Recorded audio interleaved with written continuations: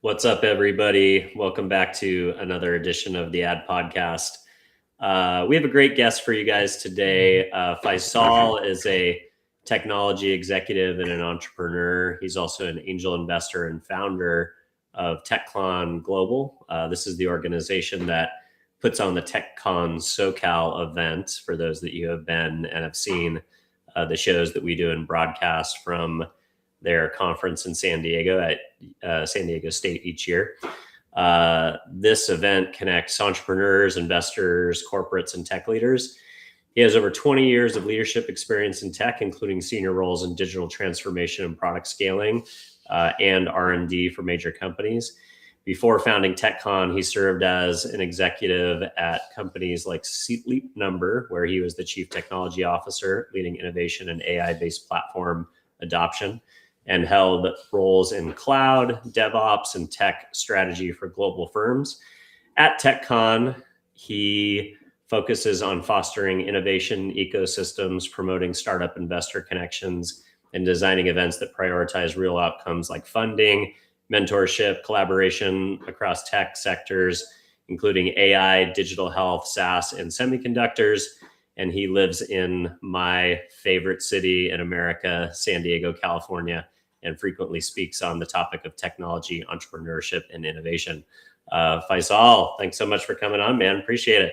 Thank you, Dylan, and thank you for a very kind introduction. It was very nice of you, and good to see you. I think last time we met were at TechCon SoCal in person. Yeah. Well, I was excited to be credentialed last year as a media partner, and I'm excited to expand our relationship this year and go with you on the road to San Francisco and Austin in February.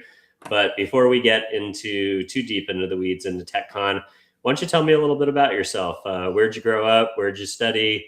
What got you excited about technology, innovation, and entrepreneurship? And how'd you kind of get into the space originally? Yeah, thank you so much. Growing up, I've been always attracted to very quantitative subjects like math, sciences, physics, and then computer science came along. So I knew that that's in me. So it was just native to me. So I was started like that. Did my undergrad from Pakistan, then I came here, did my master's from Purdue, and then ended up in Bay Area in glory days of .com, right before .com. So was very fortunate enough that out of college I ended up in a larger company. At that time, Cisco Systems was as cool as NVIDIA is right now, because internet connectivity was what AI is right now. And at one point we had the largest market share. We crossed GE. I do remember that day. And it was nothing compared to these days. It was like $550 billion. And it was like, how is that possible? And, people were thinking, can it be 1 trillion? And now you see every company is becoming multi-trillion. I think that's where I started my career. I was fortunate to be in a team that came from a startup acquisition. So Cisco, as you know, Cisco acquired hundreds of companies. They acquired WebEx and a few other properties. And I remember when I was consulting, when I was inside of Keith Ferrazzi's consulting organization, he used to do a lot of work with Cisco, and, walking into telepresence rooms, in the early days, it was like, wow, this is like far out stuff. And now now all of us are doing video calls with our, with our computers. Yeah, I agree. So that was my journey. I think I was there for close to a decade, built 3 to 4 multi-billion-dollar products during my time there. And then I jumped to the other side, which is entrepreneurial ecosystem. So then that was my first startup where I was part of a founding team, joined an amazing entrepreneur, and who just sold his third company. Is amazing. So I was fortunate enough to be part of his first team. And we that's where the journey started. And for the next 3 startups, I was back to back in startups, and all were acquired. All companies were acquired. This was more in Cisco was more in networking. I think my first startup was in the telco space. Our customers were large telco operators like Vodafones of the world. My second startup was in La Jolla. So that's where that was the first taste of San Diego. First taste of San Diego. So I was very well settled in Bay Area, and I used to fly down for 2 years for the company. It was Wow. called Ortiva Wireless. It was started by a professor at UCSD, Dr. Sujit, and then that also got acquired. And post acquisition, I was there for a few years as leading North America. And the company that acquired it was in Israel. It's still there. It's a small public company called Alot. So that's where that was the second one. Then I went back to Bay Area for the third startup. It was in the cloud space, software-defined networking. VMware acquired us. So I was most of my roles have been CTO, VP of engineering kind of roles. So this was all there. After that, I did consulting for a few years. We're working with Fortune 500 startup companies, like we're solving their problems, digital transformation. It was a company called Global Logic that Hitachi acquired. So it's just very interesting that all the companies that if they're not public, they were acquired if I was working there. So that's a good sign if I join a company. For Yeah, you have quite a good track record. track record, yeah. I like to say, I like to always brag about the fact that I've only made one angel investment and it went public. So I have 100% batting record on my angel investments. That's a good. Yeah, But so yeah, that's awesome. So you started up in kind of big tech.com era, then went into serial entrepreneurship as a chief technology officer inside of startups. When did you start to think about moving from an operator to like an ecosystem builder? When did that, kind of start? Why was that a problem that you saw in the marketplace, and what was it that you wanted to solve? yeah, it's a great question. So I think as in my different roles, I was fortunate enough to be invited to speak or attend all kind of conferences. And every time I came back, I used to have a wall where I had all the name tags or the badges, and hundreds of them. And I always felt that there was always something missing. So Hmm. typically, for me, a conference has to have three things. It has to have thought leadership, where you learn, you meet great people, and you people that have done things, that accomplish things that can inspire you. So you have to be inspired, and then the third part is getting connected and build relationships. So even if you can make five deeper relationships, then I think you don't need hundreds of them. So what happened was that I felt these elements were missing. Either the conferences were too big, and mostly nothing against it. It's just that they are large industrial shows and very transactional. Or the other side was private, small events where you get to meet great entrepreneurs, great investors in a very close, personable environment. But those were closed events; they were not open to public. So I felt that that was one area that I felt that was missing. The second one was inclusivity, and I felt that they were not inclusive enough by different factors. Either they were geographically very vertical, or they were price barrier, like $5,000 ticket. You Yeah, very you expensive. exclude the students and entrepreneurs and early stage entrepreneurs to learn and be part of it. So the mission that it started was to create a platform rather than a conference, a platform where you can bring greatest minds together and learn from them, and then also make sure that that platform is accessible to as many people as possible. So that's what I think one of the things we are trying very hard to do, to make sure that all facets of people can benefit from it, all the way from college students to CXOs that are defining their next challenge. So that's kind of how this all came about. That being an entrepreneur, when you see a problem and you don't see a solution, you solve the problem, or you build the solution yourself, right? So that's how it started.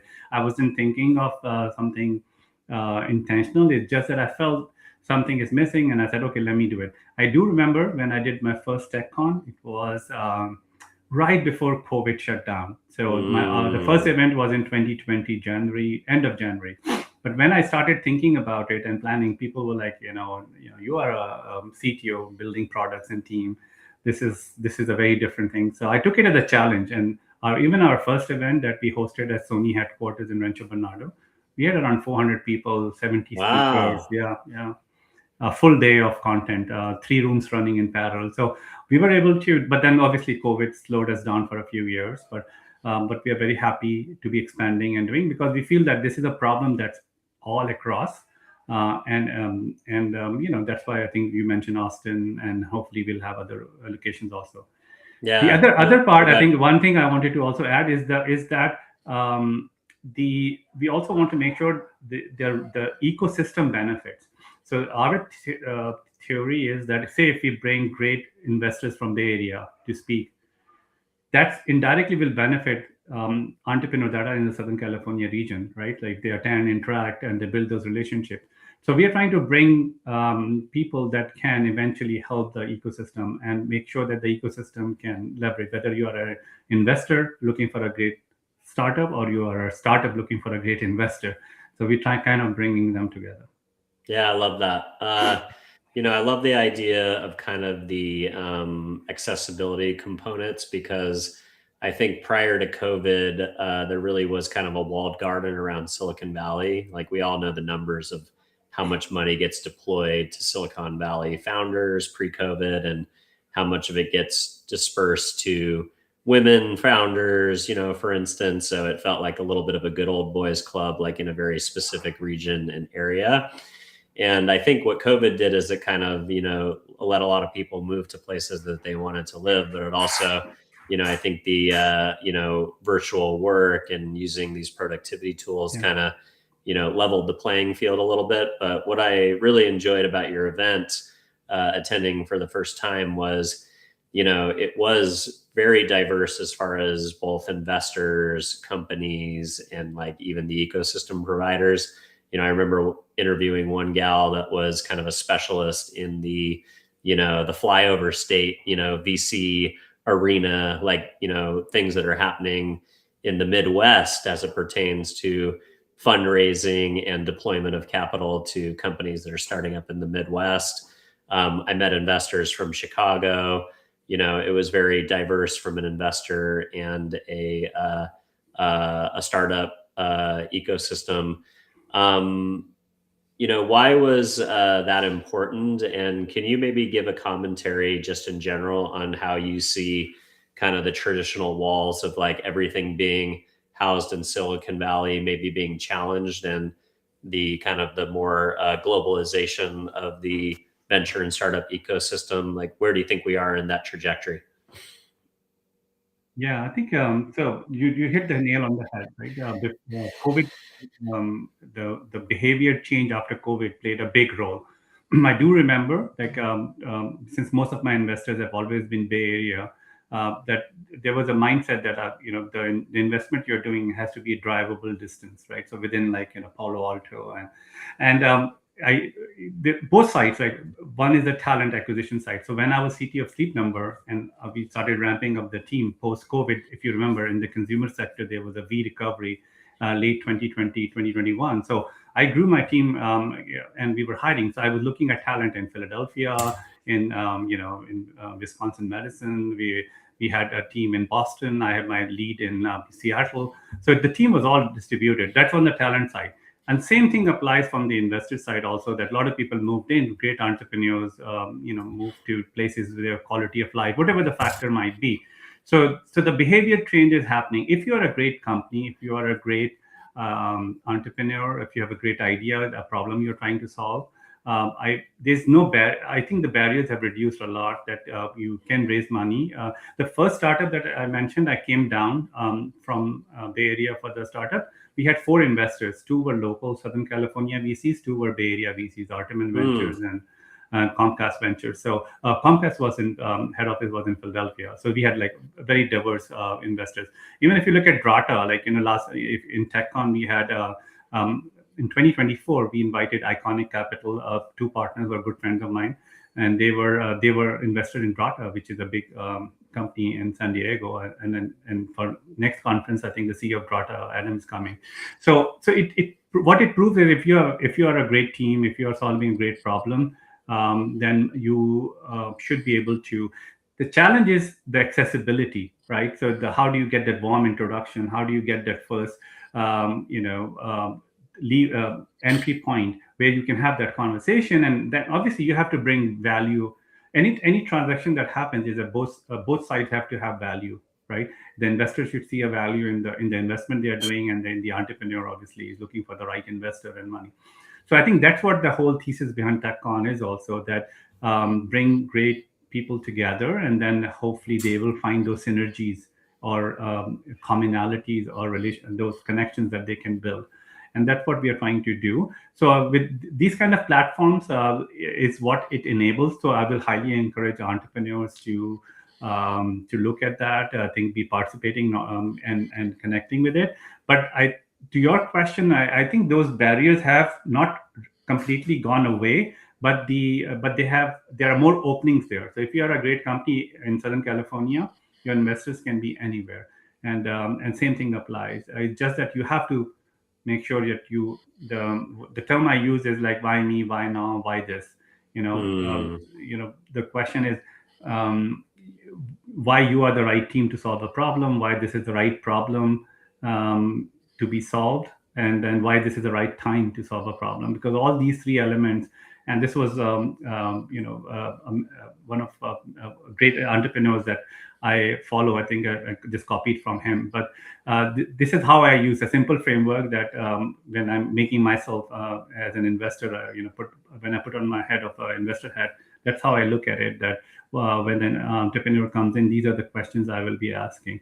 So to answer your question, it's a long worded, but I will say those platforms are the ones that you should leverage. You should look at investors, the right set of investors who are investing in your domain, in your stage also. Like, you have to know what stage you are in and what kind of investor matches it. And you should be able to find a warmer connection. I think that makes a big difference. Yeah, no, that's really cool. So let's talk about San Diego a little bit. We haven't historically been known as a part of kind of the the VC community, like in the same way that other cities have. Obviously, Silicon Valley being the most famous, but maybe in the last 10 years, we've also had this emergence of Silicon Beach with Los Angeles. And I think, San Diego for a long time was maybe kind of not really looked at seriously unless you were in the biotech space. We were kind of like, oh yeah, you go to San Diego if you do biotech, and that's pretty much it, right? It feels like that is changing pretty dramatically. If you look at our ecosystem these days, you've got a lot happening in the CPG space with companies like Manscaped or Viore. Yeah. Lots happening in beverage with companies like Cutwater or JuneShine or Ballast Point.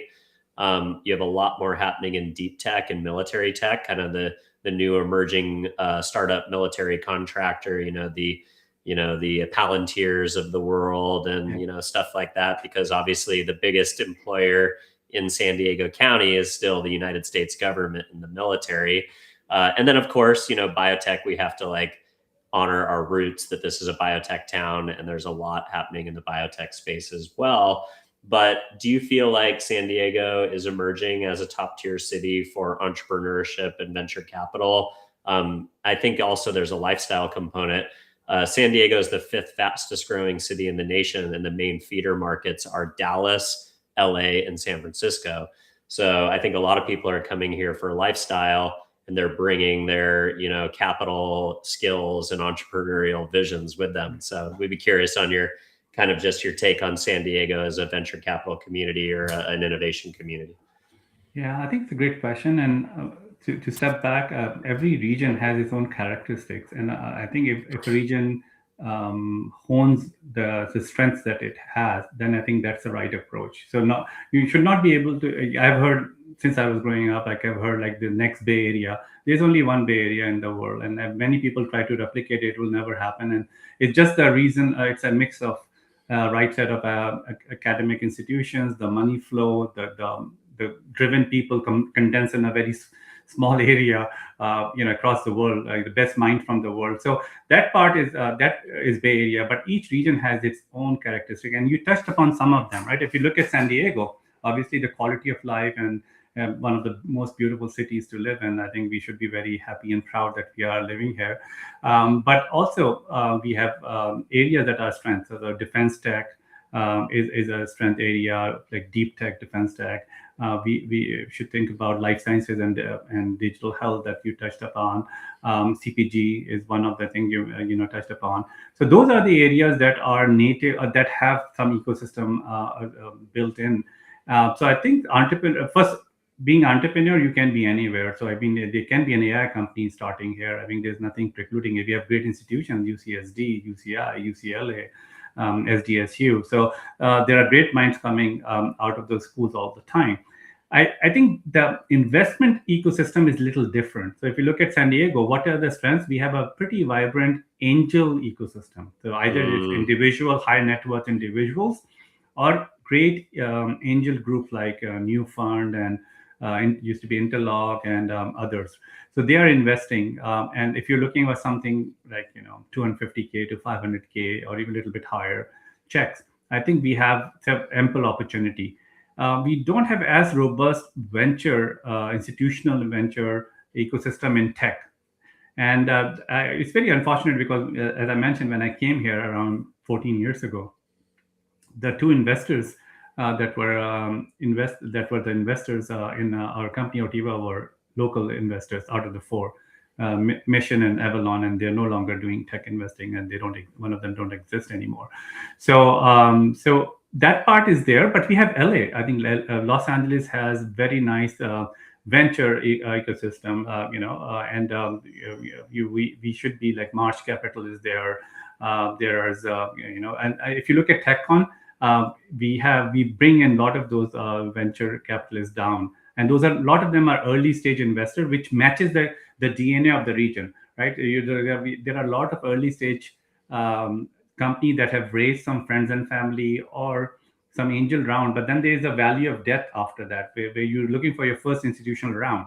And that's where I think we need to have more early stage venture capitalists. So options, right? So LA has decent, I will say. San Diego doesn't have it, but it's just a 1-2 hour drive. It's not a big deal. I think that it shouldn't stop the entrepreneurs from pursuing that. And then you have a 1 hour flight to Bay Area, and you have hundreds of VCs, and there's nothing precluding you to pitch to those companies, as I mentioned earlier. So we are very lucky that we are within an hour of like these two great, or hour and a half of these two great, one by driving, one by flying, that we can take it. So I think we should double down on our strengths that we mentioned. I think from entrepreneur, but that does not mean that a next AI startup or a SaaS company cannot start, like Events.com, Drata, Seismic. There are great companies that are based in San Diego, and but money wise, I think we have a good and evolving ecosystem. I'm comparing to 13-14 years ago when I moved here.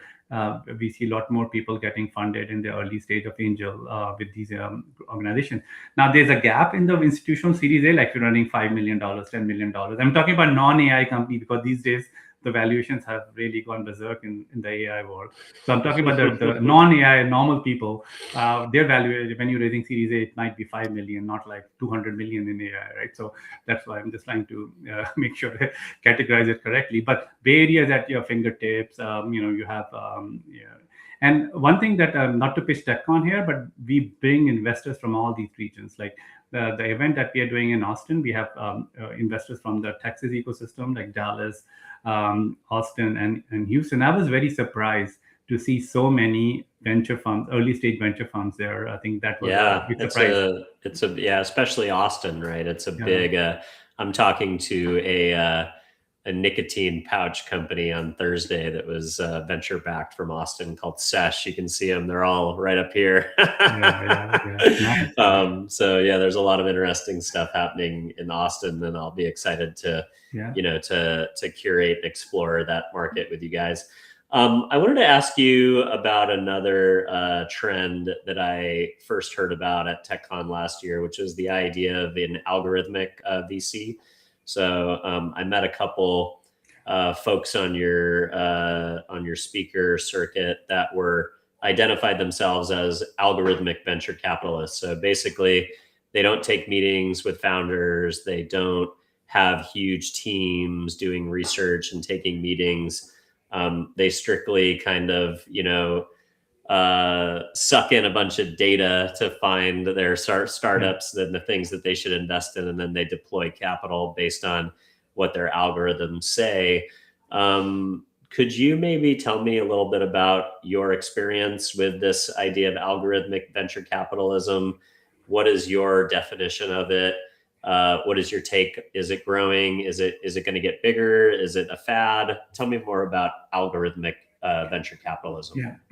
So I think that's a great question, and I know you talk about Vela Partners and a couple of others. I think they were there, and so if you look at AI, I think any time you have if you look at holistically, then if anything that has a lot of data and numbers and text and some training data can be trained. AI can be built on top of it. So there's nothing that precludes that they can be more quantitative decision criteria that can be evaluated from a pitch deck and other attributes of the founding team and the company.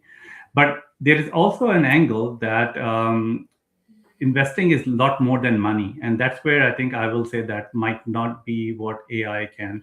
If you're looking for money, there's a difference between intelligent money and dumb money. So what I'm saying is that when you are, say, an enterprise company, you will like to go to a great VC firm that in that domain. If you have A16Z or Iconic or Kleiner Perkins or Sequoia, it's not just the money. It's like when the context, the connections that it provides, and that's the relationship that you build. If you're looking for your next first customer, enterprise customer, and they have these connections or they have it in the portfolio or X portfolio, those things are the ones that really take you to the next level. And then there are other experiences that they have accumulated over a wealth of experiences that they have evaluated that they can help you when you run into roadblocks. And if you're in startup, your journey is like this. It's never a straight line. You will have days like darkest days, and then you will have the most happiest mornings or days. So, and it can be within a few, very close proximity. So the very high and low, emotional high and low that you have to go through. So I will say it can be used as a tool. I will, even one of the partners we are working closely for our pitch for TechCon is Peach Score, and they have algorithm analysis that they have done. So they can give a score a company when the pitch comes in, and that will be another data point for. But we have a selection committee that's looking at that as a factor, but they're looking at other attributes also and making a more informed decision. So I will say it's a good tool initially right now. Just like anything else, AI is impacting. I think this can become easier to take a lot of data and get some indicators, but it will still be a human decision because it's so much money involved, at least in the near future. The day where you can go to a prompt and put something and boom, a check comes or money wires to your account, I think it's might be there, but I think it's at least in the near future, we have to go step by step. So I would like to see a lot more AI being used by the firms. So I was having a good discussion last week with a friend of mine, Samir. He's also a speaker at Austin. So they announced that they are using quantitative AI in their decision-making process, but the decisions are still being made by the team, right? So to answer your question, 0 and 100, I will say somewhere in the middle, where this is a tool that's being used by the investment committee, might be a great middle ground to make them more informed, and hopefully they can make better decisions. Again, it's a judgment. Sometimes it's a judgment call. Like you see an entrepreneur, there's no data, there's no precedent, there's no, like, it might be a 21-year-old out of college which has done nothing, right? And he's going after a huge TAM that 50 other people are going after. So how will you make a decision? Sometimes it's just some gut feeling and judgment, and most of the time those are the ones that are the hardest decision, that you just believe in that person and you said, he has something that I can count on. And those are harder to quantify and digitize in my mind. Again, this is my opinion. I know AI, there's a lot of extreme opinions and people have, but if I'm using it, I will use it as a tool. to make me smarter and faster rather than replacing me. Yeah, I think you're right. I mean, a lot of Hollywood types are scared of AI replacing actors, but I think, when we look at an AI or when we look at a video, we still somehow, even with the really good ones, we know which ones are human and which ones aren't. And I think, in the context of venture capital, so many times you hear VC partners or angel investors talk about investing in the person versus the company, right? It's like there's a lot of business models out there. There's a lot of things you can put your money behind, but usually it comes down to like, do you like the founder and do you believe that they're the ones that are going to execute and be a good steward of your investment and get you to the finishing line? So I think you're right. I think like that out, maybe AI can be used as a sifting process to kind of maybe like weed out a lot of the like total dogs or like the things that you shouldn't even give a first pass to. But when it comes down to cutting checks, I think that's probably still going to be a human to human affair, at least in the short term, right? Yeah. That's what my belief is, I think, and that should be the right approach. And then as conditions change, I mean, AI is moving at the speed of light. So if things change, we can revisit it. But at this point, I think that will be the next logical step for me. Nice. All right. I wanted to ask you about another trend. This is the idea of venture capital as media brands. So, in a world where VCs essentially have to fight to, back unicorns, for a long time, the things that they had at their disposal was, hey, like obviously it's money, right? So they can like cut you a check and then fund subsequent rounds if you get to your benchmarks. The other thing was the community, right? So their portfolio of company, maybe there's synergy, maybe there's interselling and cross promotions and things that could happen within the community of venture portfolios that VC had. Then you had the mentorship, right? So you had the VC partners themselves and the entrepreneurs in residence that could maybe help get you to the next level. And then you have this new element, which is like VCs actually own their own distribution channels and they own their own media properties. So probably the most famous example would be Andreessen with the All In podcast, right? Like those guys, it isn't necessarily like part of their venture capital, portfolio, but the All In podcast is essentially an extension of those guys' personal brand. And it's a huge platform. It's a huge megaphone, and it gives them access to a lot of consumers because the All In show is basically like a household name at this point. And a lot of venture capitalists, maybe they don't have, the All In podcast, but they have a very substantial newsletter or a big LinkedIn following or whatever it might be. I like to sometimes talk about myself as a fractional chief revenue officer with a big following and a big megaphone, right? So how important is it, do you think, for VCs to have to build their own personal brands and their own followings in order to have this audience of people that they can communicate to? And how much are startups taking that into consideration when they decide who to take money from? Yeah, I think that's a great question. And I think, so first of all, the media paradigm has changed, right? So you touched upon very well that the new age media, which is either the social media, LinkedIn, or Substacks or podcast, is becoming the platform. And the reasons can be different. Some people do it for popularity, or some people do it for establishing themselves as thought leadership. Some people use it to give back and share their knowledge and disseminate that knowledge. But it's being used by everyone. And there's one more thing that you kind of didn't touch, is the summits. So many of these venture firms are doing summits, and I myself have participated in many of these conferences where I think it's a great platform to learn, because they are, Wing Summit, like, it's a firm in Bay Area that does every year, and I've attended for the last 4 years.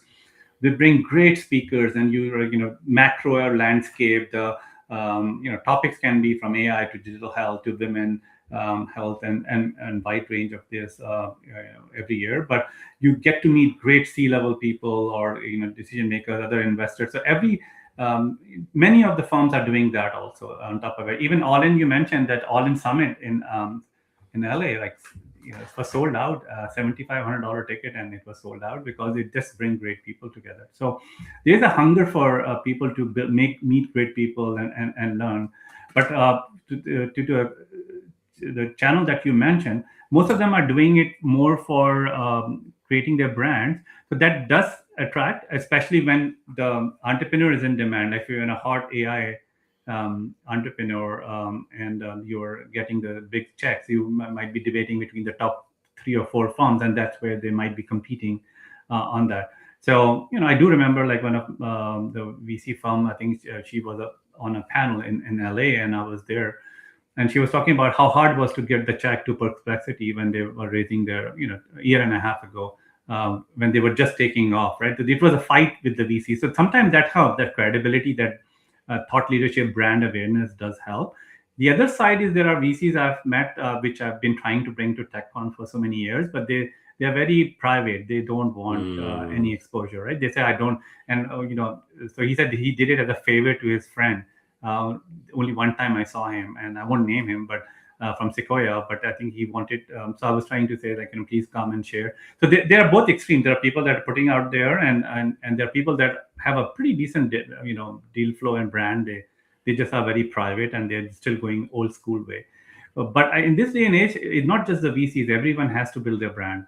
I feel that, and you can build the brand. I think from one extreme is like the people that are, showing their life online, like everything they do. The other part is like sharing your knowledge, which is I admire. So I have a Substack too, which I've been writing for last 1 year, different topic about leadership, investment, AI. And I think that's a great platform to give back, to share your knowledge and learn. So you go through that cycle, you learn from other people, and whatever you learn, you want to disseminate to other people. So I think these platforms are becoming important, and I feel these venture firms, many of them, not all, but many of them are using it very, very nicely, and that helps in some cases when the entrepreneur is selecting between some. Most of the time, it's not an equal equation, right? Most of the entrepreneurs are looking for any check, when they are desperate. But there are some entrepreneurs that have such a big brand name that they do the seed round of $2 billion. I don't know whether you know, like Naveen Rao, like I think he was at Nirvana and Databricks. He sold his company there. He just raised 450 million and came out of stealth, right? So because he's such a, he's a proven track record and a smart guy. So I'm sure that VCs will be competing to be part of that round, right? So when you are in that equation, maybe that relationships or those things make a difference. But when most of the time, the equation is like you're looking for $5 million and you're just going after 50 VCs, and that's the traditional entrepreneur. Yeah. So I think it's nothing bad about it. I think it's good if they're doing it. I think as long as the reasons are. Yeah, I think it's interesting. The other component, like you talked about, is summits and the event piece, which is obviously the space that you are building community into. And, talking about Andreessen again, they've got Tech Week LA, Tech Week San Francisco, and Tech Week New York. So they've done a really good job of kind of, boxing up 3 of the big markets. But then you've got, now you got TechCon Global, San Diego, and now moving to Austin. How do you think about that idea that, kind of like building these communities with, like, is that the eventual goal for TechCon to expand to, like every major city in which there's an innovation presence? Like, what is the end game? Because it feels like you are building kind of that LA Tech Week ecosystem for the tier 2 market. Yeah, I think this is, so there are a few differences in it. Like many of these, so we are building it as a inclusive platform, and hopefully the goal is to build it into a global platform. So it's not city-based, it's region-based. So like, for example, even if you look at the idea is the same idea that we started 6 years ago. So it was TechCon SoCal, and because the region was SoCal, where we will host the city, but it was not a regional conference. If you look at the last conference, we had 150 speakers plus, actually it was 162 speakers. 70% were not from Southern California region. So they came Wow. from Bay Area, from New York, you mentioned Ohio, Chicago, New York, Boston, Austin, right?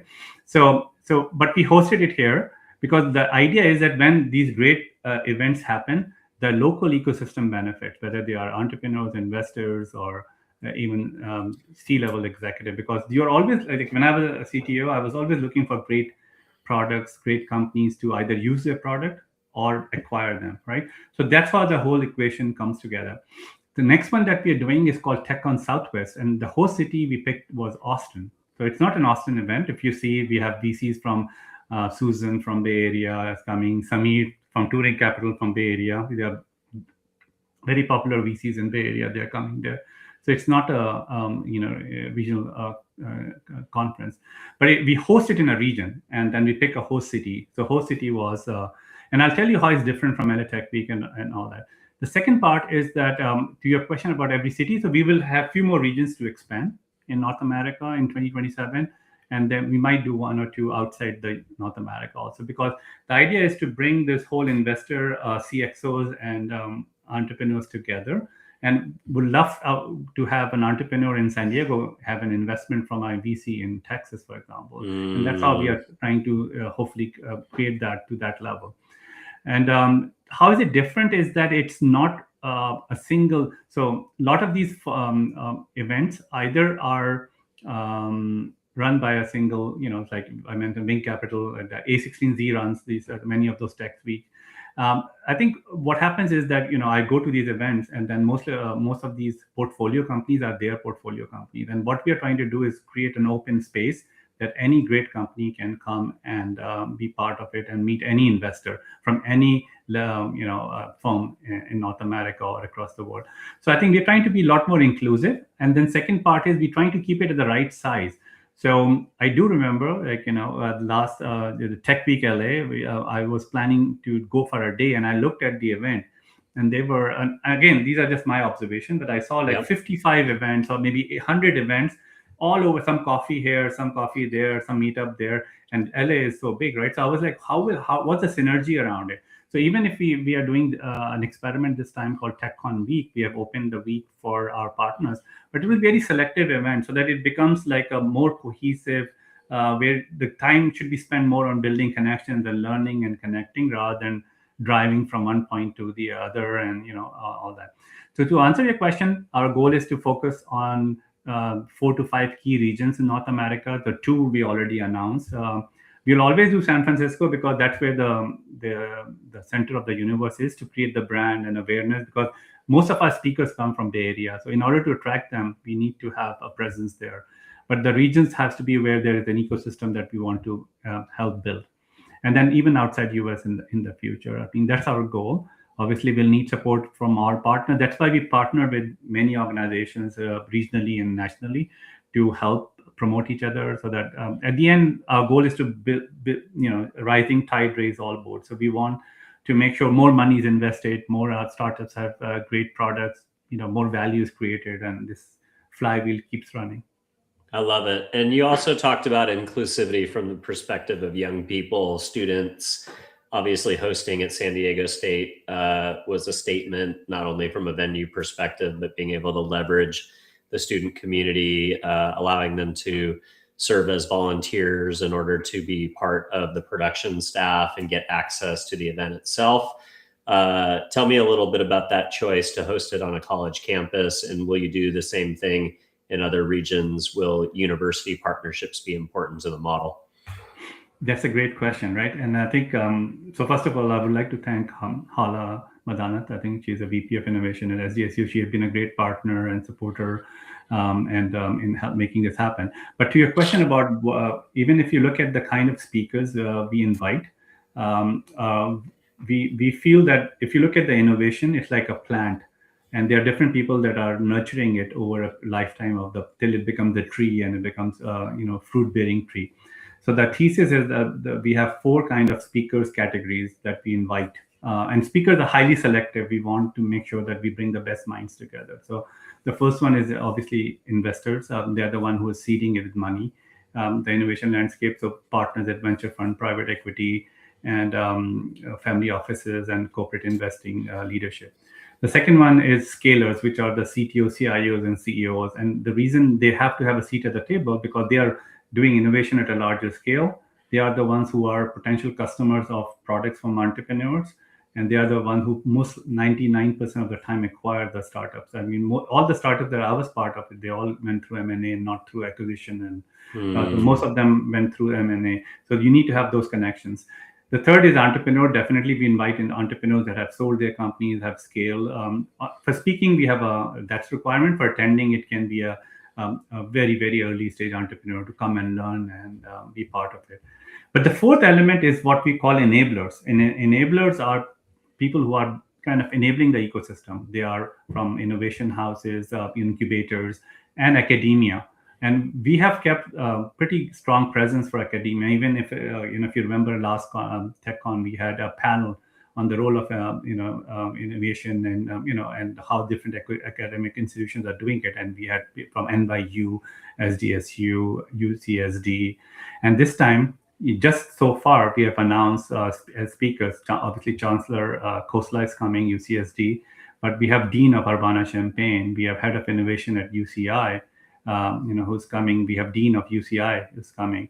So these are people that are also, in academia. And same thing we're replicating in Austin. We have Rice University Head of Innovation. We have UT Austin Head of Innovation. They are coming as speakers. So just to show that, and then eventual goal would be to partner. So we have kind of partnership with UT Austin and Rice and working closely with them. But eventually host it there, I think, hopefully next year and onwards. And our goal, because that opens that door, because we would like to have a lot more students to attend and learn, because they are the future entrepreneurs. And as you rightly pointed out, we make an extra effort to make sure all our volunteers are high school or college students, because they get to access and meet these people and then build connection. Eventually, they will be either starting their own companies or looking for a job, and they help them to see so up close and personal and hear from these amazing life stories. I think, I wish I had that privilege when I was in college, right, or high school, because I didn't even have access to these things, right? So that's part of the access thing that we are trying to do. And then women is also a big part of it. We make sure that we stay above the industry, which is not a great average, like 20 to 22% of women speakers. We try to stay above that. We have special panels on women investing and women speakers, because I think that part is also, we are trying our best to build that. So that inclusivity has different facets, from all the way from students to different backgrounds and all that. And that's one of the reasons that we have this. I don't know whether you're aware, but we have a sponsorship with John G. Watson Foundation. They are sponsoring 50 students to attend for free. And Wow. so that's again an amazing opportunity that you can apply, and the foundation selects them, then they will have passes to the conference. Again, this is part of a platform mission to create that ecosystem where these individuals can get access to great people, great life stories, great connections, so that can help with their journey. I love it. So you've talked a little bit about your own investment philosophy. You look at probably quite a lot of deal flow as an angel yourself, but you're also interacting with a lot of entrepreneurs who are either applying to attend TechCon, to be part of the pitch panels, all of the different ways that you are interacting with founders. Any interesting trends that you've seen recently that you think gives us any direction for where the market is headed, as far as what types of startups are being imagined and are out looking for funding?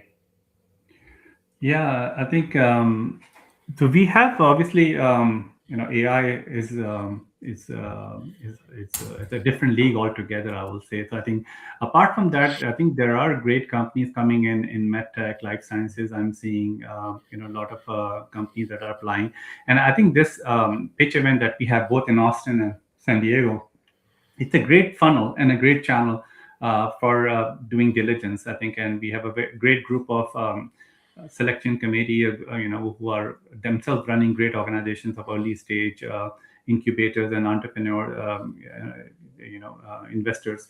So they are doing that diligence, and that helps to kind of filter out these companies. One thing that I'm very excited about is what Austin. I was kind of blown away that I didn't realize it when we started this. Is that the kind of entrepreneurs that we have in Austin? So when we started selecting speakers and all, I didn't realize that there are. So we have around 6 or 7 entrepreneurs there, and each of them have mostly in the digital health life sciences, and we might have a couple of panels there. So we have like Matt from Paradromics, and they are doing a very similar to what Elon is doing, with the brain machine interface, where Yeah, like and they claim to be faster than Neuralink, and the company is wow. called Paradromics, and hopefully you're going to meet them. Yeah. Then we have like Phantom Neuro, and then we have another person like Neurable, that's in Ramses. I met him last month also. So they're doing. Then they have a wearable. I think so a lot of brain Got a chip. kind of products, and then a lot of in the digital health life sciences products, and these have raised healthy amount of money, and so it's really good to hear their stories and all that. So I wasn't expecting that, so that was a surprise to me that we have a healthy ecosystem there in that, and I think we have around 6 of those, and then our own Jay, I think, who used to be the CEO of Truvian, I think he's coming there. I think he's part of a newer startup now. So really great panel. So to answer your question, I think we are seeing all kind of startups, like a lot of CPGs also, a lot of digital health and life sciences, and then a lot of SaaS, traditional SaaS, a lot of vertical AI, where they are applying AI to solve a particular vertical problem. So it's interesting, when we see all these kind of startups coming in, and hear them pitch, and that itself as an investor, it's a great platform for me, personally, because you typically what you do is you have support from these people to filter and do diligence along with you, and then you can make your own judgment on top of it if you're investing or not. So I feel that these kind of platforms. I think I also do Substack, as I mentioned. So I just wrote an article yesterday about different kind of investing. I'll send you the link, Dylan. One of them was that I feel this is a viable option, like these platforms where if you can attract great startups, this can become a great deal flow platform for early stage investors, because then a lot of these investments are done unless you're part of an organization which is mature, diligence process is well articulated. A lot of people do in gut, like rich individuals do on gut feeling, and some nice deck comes in, and this gives you a nice platform where you have validation, and then you can then still make your own judgment and use it as a deal flow platform. So these conferences can become a deal flow platform for early stage investing. Yeah, it's smart. I mean, it's hard to, like you said, as an angel investor, it's hard to, have that level of diligence just outside of your own gut feeling and your own research. So to have a group of people who are kind of vetting it, whether it's like during the startup competition and the judges asking questions, or just whatever selection process you put through all the people who apply to either be a speaker or a presenter or a featured startup. So I wanted to ask you, I had an interview the other day with a VC out of Israel. A founder that has exited his company, and he was at a VC in Israel, and then is now doing his second startup. And he had some pretty dire predictions around the AI bubble. I wonder if you have any opinion on, are we headed towards an AI bubble? Yeah, I think that's $1 million question. Yeah. I think again, no matter what you say, you can play back the interview, maybe a year from now and say, "What were you saying, Faisal?" Either way, you can go either way, right? So again, I feel that. So let's take the fundamentals first. Is AI here to stay? The answer is yes. I think it has crossed that chasm. And that was the grandma moment. And what I mean is that I've been in AI. So at Sleep Number, when I started, we had tons of data. And then I was pretty bullish on AI. So we built a whole platform that we built on Databricks and pipelines. And so we can crunch all that data. And we were able to detect COVID just by sleeping on a bed. We have a, then we work in Mayo Clinic and we have a published paper, and then on that, and it just, I knew that the value, but it was, if 2019, if somebody tells their grandma that I'm doing AI, she has no idea, right, what you're talking about. Now, if you say, grandma, chat GPT, she'll say, yeah, at least, everyone knows it, right? So that moment came into the, when chat GPT came out, it make it easy, and the value was very clear. And that was the aha moment for AI, and the power of AI, right? So that's undisputable. I mean, it's not going to go back. Now, as humans, what I feel is that we always, either underestimate or overestimate, right? So we kind of overestimate in the short term, like hype, and then we underestimate in the long term when we look at, like, the world is, after, say, 5 years from now, from point A to point B. So the world will be different. I mean, that's just given. Now, valuations have inflated a lot. I think it's just mind-boggling, frankly. Now, the question is that the key would be when you can create top-line benefit for a company, right? So when you say I'm doing AI, so you have to be competitive, fast, you know, you can do efficiencies. Okay, understandable. That's mostly bottom line. But when you say that I can create these new products that generates value for my consumers or customers, and it creates X new revenue for the customer. I'm not talking about the hyperscalers or the people that are providing them plumbing of it. I'm talking about if I'm selling socks, for example, right? And I say that I'm using AI. Okay, if I'm using AI for efficiencies, okay, that's explainable. But there's a point beyond that, it doesn't make sense. But if I can say that it can help me design newer sock that would have never been possible, or something like that, that can create new revenue stream for me, and my top line starts going up as a vertical industry, then my value can be tied to AI. And that part, I don't know. I feel like a lot of people are still going faster, better, efficiency, less people, more work. It's all good stuff. But the point would be that if you're not in that core ecosystem of NVIDIA, Amazon, Google, CoreWeave, and all the stuff all the plumbers and Perplexity, then consumer value is very clear. I mean, if you say that I'm a consumer using AI, I use it all the time. You use it all the time. It makes us faster, better. We can do a lot more with less people. It's all good. But if I'm a vertical enterprise that is adopting AI, then the value that it's creating for me in terms of top line, that part is not clear to me. And the problem is that at some point when you do long term, it all goes back to fundamentals. .com was the same way, that the world will be X billion connections, and I was there at that time. And at the end, it all becomes price to earning ratio, and multiples, and revenue multiple. At some point, the finance comes back. And that's where I think the challenge would be, that the revenue, has to justify the valuations, and that part always comes. And so that might be our awakening. But it's amazing. Technology is going to change all our lives, make us really better. I 100% agree. But the valuation has to be based on revenue. And will that revenue be created for every company out there, apart from those guys who are, Oracle buying from NVIDIA selling to there's like a loop going on, right? Who's not in that loop? How about those guys, right? So again, it's a very controversial comment. So maybe you can delete it. I don't know. But I feel like the value is there. But obviously, we as humans, I think you articulated it in a very diplomatic way. I don't think you fed into the hype cycle, or I don't think you're being a doom and gloom guy. I think you just are being realistic. Like, at some point, someone's got to make money, right?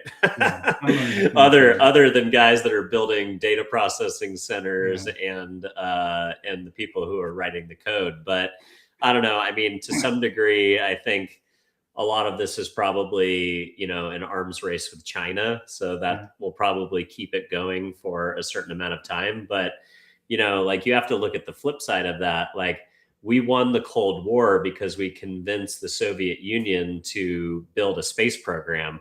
Well, when China releases their AI and it's a fraction of the cost and it, outperforms or performs nearly as good as ours and it's like pennies on the dollar, that's a great way for China to, beat us at a Cold War, is to show us that they can do it for a lot less money, and do it a lot better than our, AI companies can do it. And I don't think that necessarily was proven out, but, it was scary there for a minute, when China launched their, version of ChatGPT DeepSeek, DeepSeek. That's right. Yeah, I was losing the model, and I don't use DeepSeek because I figure China's just spying on me, with every search that I put into it. But all right, well, Faisal, this was a fascinating conversation. I think it's going to give the audience a great kind of preview of what they can expect at any of the TechCon events, whether you decide to attend TechCon Southern California or whether you decide to attend TechCon Austin, which I would encourage you to do. The Ad Podcast will be an official media partner broadcasting before, after, and around the TechCon events with key speakers. So keep an eye out for interviews coming up. Faisal, thanks so much for your partnership, and anywhere you want to point people to learn more about the TechCon slate of events this year? Yeah, definitely. I think if you can go to techconglobal.com, TechConglobal, one word.com, every event is listed there, and you can choose the one that suits you. And we'd love to see all of you there. And thank you, Dylan. I think I always enjoy our conversations. Awesome. Thanks. Well, for anybody who's watching at home, if this is the first time you're seeing the show, don't forget to give us a subscribe or a follow. If you're listening to the show on a podcast platform, don't forget to give us an honest review. That's how the show finds a larger audience organically. And last but not least, if there is a founder out there who you think would benefit from the TechCon community, if you think there's a VC or an angel investor who would like some diligence done on their behalf and the curation that we do at TechCon, or most importantly, just somebody in the VC or entrepreneur space who you think would enjoy the conversation that I had with Faisal today, don't forget to share the show. And with that, Faisal, I'll see you soon. Have a happy holiday season, and I'll see you in Austin. Yeah, see you in Austin.